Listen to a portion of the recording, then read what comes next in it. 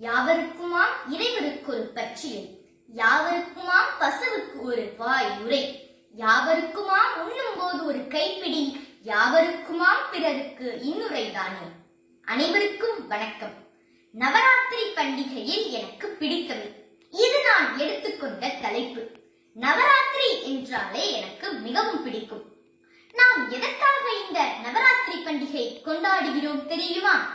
தீமைகளை அழித்து நன்மை செய்வதற்கும், பெண்கள் நினைத்தால் எதையும் சாதிக்கலாம் என்பதை உணர்த்துவதற்கும் கொண்டாடப்படுகிறது.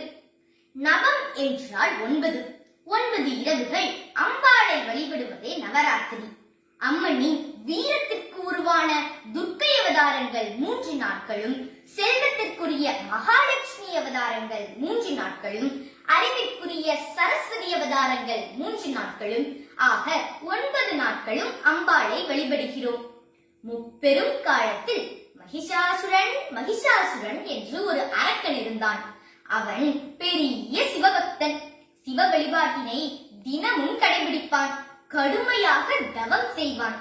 அவன் தவத்தில் மகிழ்ந்த சிவன் அவனுக்கு மரணமே இல்லாத வரம் கொடுத்தார். இந்த வரம் அவனுக்கு திமிரை உண்டாக்கியது. இது இயல்புதானே.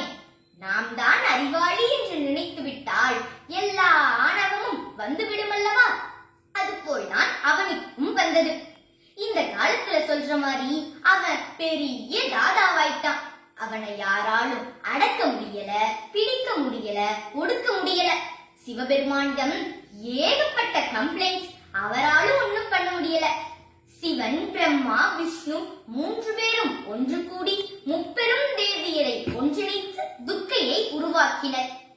துர்க்கையை திருமணம் செய்ய நினைத்த மகிஷாசுரனுக்கு துர்க்கை ஒரு கண்டிஷன் போட்டாள். என்னிடம் சண்டையிட்டு வென்று விட்டால் திருமணம் செய்து கொள்ளலாம் என்று. இதை கேட்ட மகிஷாசுரனுக்கு ஒரே சந்தோஷம். பெண் தானே, ஒரே அடியில் வீழ்த்தி விடலாம் என்று எண்ணி போட்டிக்கு ஒத்துக்கொண்டார். அந்த காலத்திலும் சரி, இந்த காலத்திலும் சரி, வரும் காலத்திலும் சரி, பெண்களை தவறாக எடை போடவே கூடாது. அது அவனுக்கு அப்ப தெரியல. யுத்தம் தொடங்கியது. 9 நாட்கள் தொடர்ந்து நடந்த சண்டையில் கடைசி நாளன்று மகிஷாசுரனை கொன்றுவிட்டாள் துர்க்கை. துர்க்கை போரிட்ட 9 நாட்களை நவராத்திரி என்று கொண்டாடுகிறோம். துர்க்கையின் வெற்றி மகிழ்வை 10வது நாள் விஜயதசமியாக கொண்டாடுகிறோம். இதிலிருந்து நாம் கற்றுக்கொள்ள வேண்டியது என்ன? தலைக்கணம் வேணவே வேணாம். ஆணவம் நம்மை அழித்துவிடும். நாம் கொண்டாடும் இந்த நவராத்திரி விழாவில் கூட ஒரு உண்மை பொருள் உள்ளது. முதற்படியிலிருந்து கவனித்தீர்களானால் நம் பரிணாம தத்துவம் ஓரறிவு தாவரத்தில் தொடங்கி படிப்படியாக 2ஆம் அறிவாகிய நீர்வாழ் உயிர், 3ஆம் அறிவாகிய ஊர்வன, 4ஆம் அறிவாகிய பறவைகள், 5ஆம் அறிவாகிய விலங்குகள், 6வது படியில் மனிதர்கள், 7வது படியில் மகான்கள், 8ஆம் படியில் தெய்வங்கள், 9வது படியில் பூரண கும்பத்தோடு நமது ஆன்மா நிறைவு பெறுவதை குறிக்கும். நவராத்திரி என்பது அழுக்கான குணங்களோடு ஆணவம், கண்மம், மாயை என்ற மும்மலத்தையும் அழித்தால் 10ஆம் நாள் அந்த இறைவனாகவே ஆகலாம் என்பதே விஜயதசமி.